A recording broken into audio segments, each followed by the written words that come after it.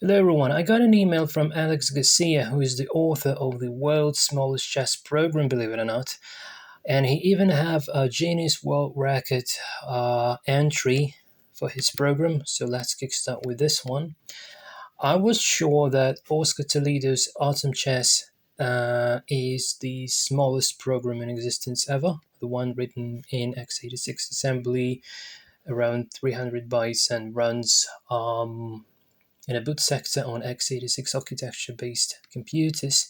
But here, essentially, we have even smaller version that runs on ZX Spectrum, assuming the Z80 CPU as the target architecture is written in assembly, and it was the entry dates back from 2022, although some updates are still going. So recently, like when he sent me this, I accidentally found a bug in it. So fortunately, that is fixed now. So the smallest chess program has 354 bytes, and it's achieved by Alejandro Garcia. So, but there is even smaller version of 200s, and we'll see now how many. So this version has the in peasant square.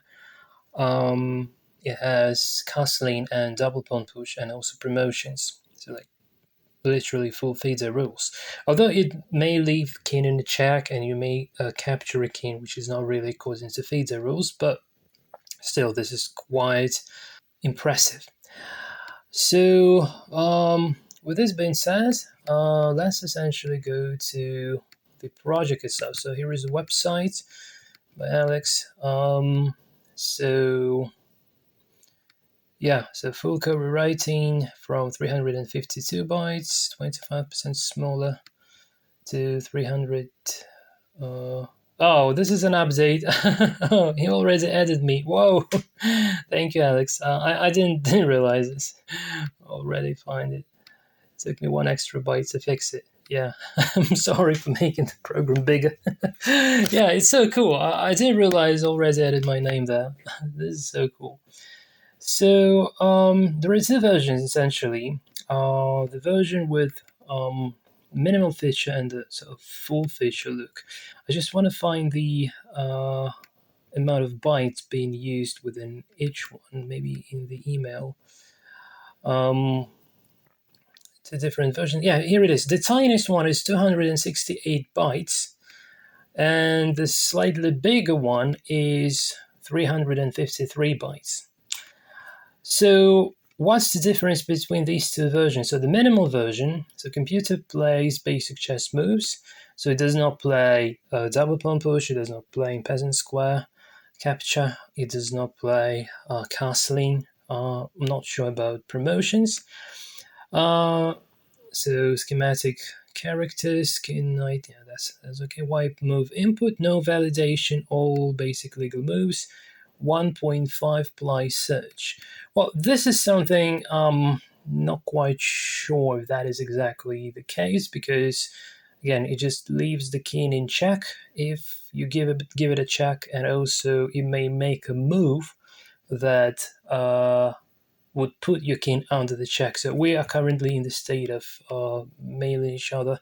So I'll tell him about this. I didn't yet get an answer, but based on the implementation, and since this program doesn't have a minimax algorithm at all, so I will also show you the pseudocode that he has sent me just right in a moment. But the reason why it's smaller than other sort of competitors is because it doesn't have the minimax search routine. Okay, so what the full version offers us, so all the above, special moves, castling, peasant capture, promotion, and pawn to ranks move, and black and white squares on board. Well, assuming that 80 assembly, this is quite simple, but still this is quite cool. So let's get started with the minimal feature and look version. Let me just make it a little bit bigger. 300 works perfectly well. So I can use the keyboard to input moves. So this would be a very short game because of what I've told you, but this issue related to leaving key in under the check. But I just want to show you good features like how it can capture pieces, because for such a small program, this is an incredible achievement. So let's kickstart by e2, e4. Okay, now I want to say play queen to from d1 to h5, and I really hope that after I make the move, it doesn't move the f pawn. Oh my goodness, it does make the f pawn. Come on, I need to try something else. Okay, it just moves f pawn usually. So here I can simply do h5 takes e8, and it breaks out from the loop, stating that the program has been executed, and this is okay. Yeah, unfortunately, I just want to show you how it would be taken pieces if you're not careful. So let's try again. So e2, e4. Let's try g1, f3, developing the knight. And now if I put the knight to e5, this pawn should capture the knight, I hope. So if I say f3 goes to e5, and yeah, can you see pawn captures the knight? Amazing. Yeah, this is so cool.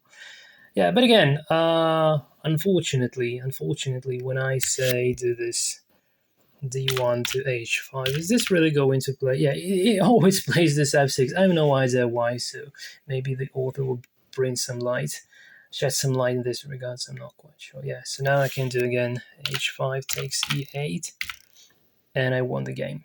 Okay, so yeah, this is like, so on the one hand, I'm absolutely sure that in order to win the game, you need to capture the king.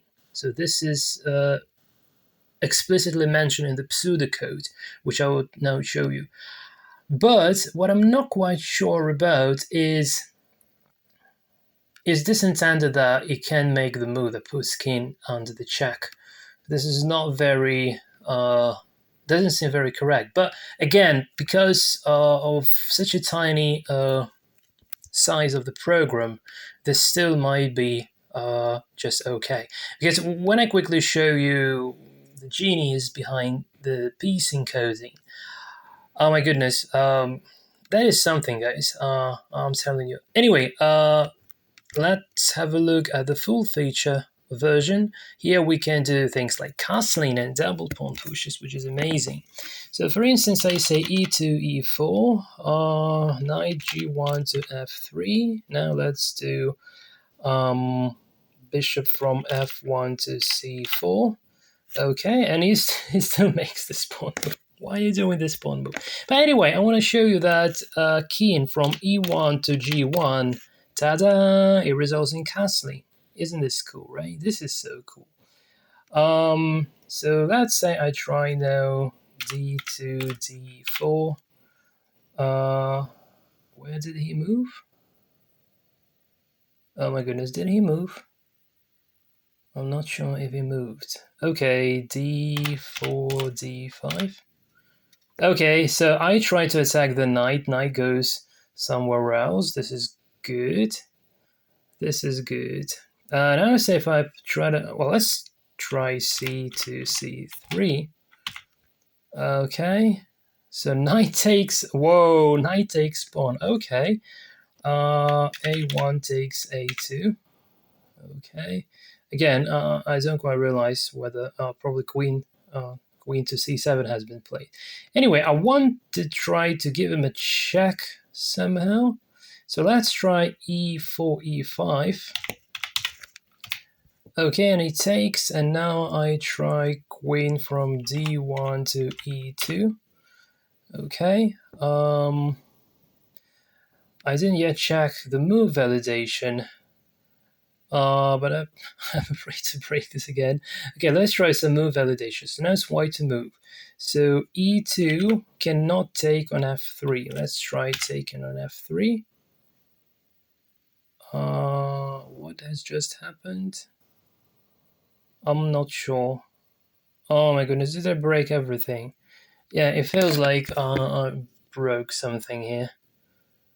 Very unfortunate. Okay, I would rather not be doing the move legality checking kind of stuff. Yeah, because you see, like, no knight here, also no queen there, so my queen has gone. Yeah, I'm not quite sure. Hopefully the author knows better what has just happened. Okay, let's reboot this and try again. So, okay, e2, e4, queen to... Let's put queen to f3. So d1 to f3. And I'm wondering, if I just take this pawn, essentially king should recapture back if it's really going to do so. So f3 takes on f7. And no, it does not respond to this. So it does not see this threat. It just it moves the bishop. Yeah, and I can do f7, takes e8, and it exits the program.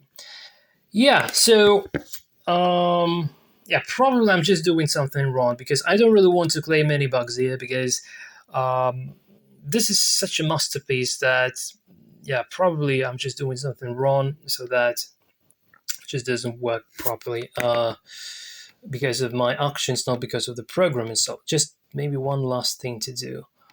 Full features.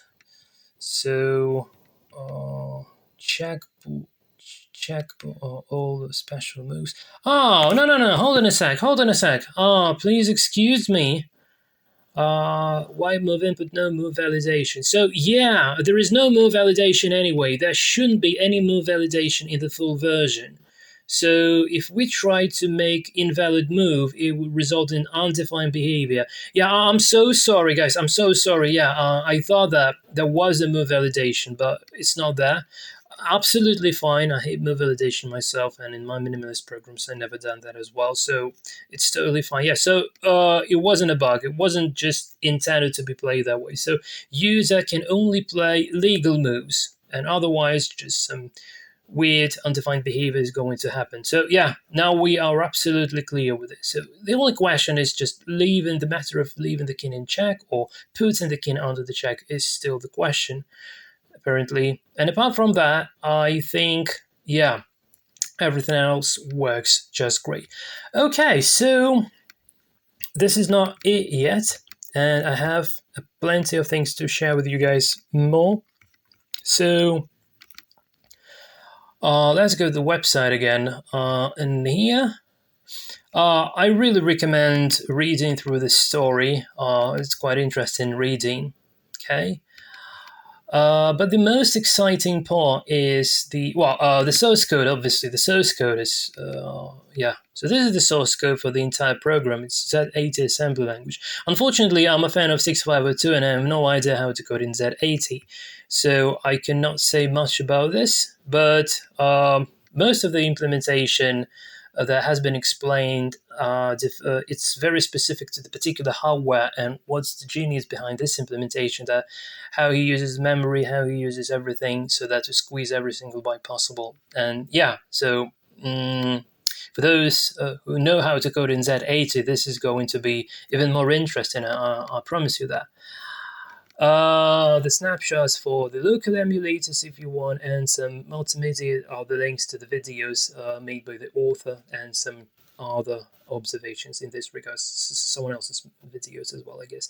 So anyway, the section is full program analysis, and the source code, not the source code explained. Let me just quickly check this out. Much bigger than the program itself. Yeah, so full program analysis here. I just want to show you one little thing. So the board, he used hexadecimal 88 eventually, so 16 by 8 squares, which is a reasonable choice, like in HumGit Merlis Micromax. Piece values. This is very interesting. So This is the piece encoding. So bit 0 is set to 1 for all pieces. That allows to identify if the square is a piece without having to load the piece from the board register like this. So yeah, we could have asked the board if there is a piece or not, but we can just use the first bit to know that. That's just faster. It takes less instructions to make. This is amazing. Bit 1 is the piece color. We know we use a low bit so that the value of a piece in its black or white version remains as close as possible. Bit 2 identifies pawns. Due to the special behavior compared to other pieces, it's needed to identify them. Bit 3 is raziest. This identifies pieces which move on a hop away, king, knight, or more. This behavior changes the way the list of legal moves for the piece is generated. Bit 6 identifies the king. Bit 2 from bit 2 to bit 6. And this is the most incredible, my best ever loved part here. Besides its function above, this bit gives us a piece value. Bit 1 and bit 0 do not affect the value, as the minimum value of a piece would be 5, white pawn. In order to identify pieces, and so on. So yeah, such a tight encoding for repeats. I've never seen anything like this before, and I get so excited after getting familiar with this. I'm now reading through this entire kind of thing. I really would read the entire thing. But what is even more interesting, that obviously if you have a look just at the source code in Z80 assembly, it's not really self-explanatory how that works in particular. So now I want to show you the pseudocode that the author has sent to me. So this is the chess-colored pseudocode. So we are in a single infinite loop, and we only exit from this loop if the king is checkmated, but checkmated means king's captured. Hence, my assumption that it's okay to leave the king under the check or put the king under the check, because the king is meant to be captured to break from the loop. So that's where my assumption essentially comes from. So we clear the screen. So this is the ZX Spectrum specific stuff.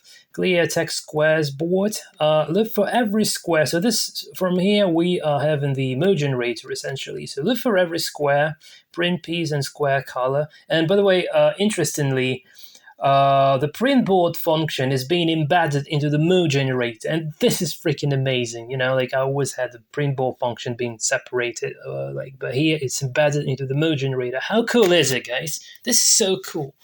So any piece in the square, if there is a piece, then loop over every direction the piece can move, or directions for all the pieces.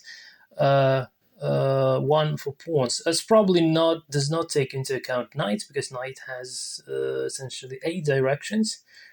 Maybe knight cannot move all the directions there. I'm not sure. I still need to read through the documentation better. So look for every target square in that direction. Who moves? If white moves? Yeah, this is really interesting. I'm just wondering if only 4 directions. Then apparently knight cannot go all the possible places. Or can it go all the possible places? Or maybe there are some hacks. This is just a high-level overview, the pseudocode. So the actual code can handle this. For instance, I have no idea how exactly, but so I'm not about to claim that only 4 directions are essentially available here. So maybe some more, but I don't know for sure. Anyway, look for every target square in that direction. So who moves? If white moves, human. Mark attack squares board. So it uses some markers for attack squares, and probably those are the markers that would be cleared after. Yeah, still needs more research, because I don't quite understand this at the moment. If black computer moves piece color in target square, so if it's black, this is the end of the road in this direction. If it's white, add move to legal move list. Move list is stored on stack. This is interesting. End of the road in this direction. Empty. and move to legal move list. Okay, so if it's black, then yeah, we just break out of the loop. If it's white, still add the legal. It should be on the contrary, essentially. Yeah, probably just this should be a typo, because if I'm white, if I encounter the black piece, oh yeah, I just end the road in this direction. Yeah, if I'm white, add the legal move, end the road. Well, it's probably just either I don't understand or there is a typo here. But essentially, what this means that if you playing with whites, if you're looping over the target squares, you encounter black piece, you just capture it. Yeah, so this should be for a black piece. So add the move and then add the road, because you can capture. For own color, for white color, you can only just break from the loop. Yeah, I guess this is just messed up. Maybe I'm wrong. I don't know, but it seems like that. And in case of the empty square, just add more. And assuming this is the hexadecimal 88 board representation, essentially 16 by 8 squares, I guess when it moves the off board probably should marked as, should have a probably, I guess, first bit based on the implementation, so that it knows that probably thinks it hits a piece. I'm not sure, but probably that's the way how it works. So then we switch the side, black, white, alternatively on each loop iteration. This is interesting. So and then the label, black moves. Look for every move in the move list. Okay, evaluate move, capture value minus piece moving value. So essentially, who captures better? Consider an attack board state. I think attack board state is this mysterious markers. I have no idea what they do at the moment, but I would definitely get clear on that point. So if this is better than the best move, then if I find a better move, then new best move is the current move. Well, this is like the Nigamax kind of stuff, but without the recursive search, just the condition of getting out from the recursive call. So this might be thought as you always at depth 0 and returning the value of the question search, just returning the static evaluation. Yeah, so jump to make move, and yeah, in case of white moves, in case of black moves, it just loops over the move list and makes a move. In case of white moves, it reads from the keyboard and translates to the algebraic notation to board addresses in memory, which makes perfect sense. So here he jumps to make moves, so special move with this constant and pattern promotion, take special actions on board. Okay, otherwise make a regular move, checkmate. So if the king is captured, then exit. And this is it. This is so simple, and this is so beautiful. You know, guys, when people are fond of creating like 3,000 plus LO engines these days, I don't see that much sense in that, because, well, you know, it's like building spaceships. I don't know, but building a skateboard without wheels, without the board, but you can still ride on it. I think that's even more cool. I just cannot express how excited I am with this project. And yeah, it dates back to 2022, but I had no idea this actually exists. I thought Oscar Toledo's Atom Chess is the smallest program in existence, but it turns out that this one is essentially the smallest program in existence. And despite it doesn't have the minimax search, I never had enough courage to get rid of minimax search in my tiny engines implementations, you know. But now when I see this, I feel so excited, because, yeah, essentially, we can get rid of that. We don't need minimax. We can just, get rid of that. This is so cool. Okay, guys, so my plans, I didn't really think that I will get back to any kind of chess programming in future. You know, like, you could see this by watching the recent videos on the channel, like me playing chess, me playing Go. But this really inspires me to create the chess scalar version in, I'm thinking about C programming language, and also about JavaScript. I tend more to JavaScript because anyone can try to run it, and that makes perfect sense essentially. Um, so yeah, that's really cool to have it in JavaScript. But in C, yeah, with JavaScript, we say cannot work with a stack directly unless we use the parameters to the function, which are implicitly stored in the stack. Well, so I need to think about this. I'm not quite sure. But in C, that's the same. So yeah, okay, just forget that. So anyway, I am about to master the actual implementation of this. I need to understand it much better how it works, and then I will write some prototype, and I will probably send it to the author so that he confirmed that this is exactly the problem that he has developed. And then I will probably make a video on how to code the world's smallest chess program in existence in a high-level language. C or JavaScript, not sure yet which one we would take. Or probably JavaScript to cover bigger audience so that anyone could do it just in Windows Notepad, even for non-programmers, like a very intro to things, to chess programming, like the very, very first thing to get started with. Yeah, this is going to be really, really amazing. So yeah, guys, I feel extremely excited. So yeah, thanks for watching this video, and I will now go and try to implement this in JavaScript or C, and I'll get back to you later when I'm done. So yeah, thanks for watching. See you later, and cheers.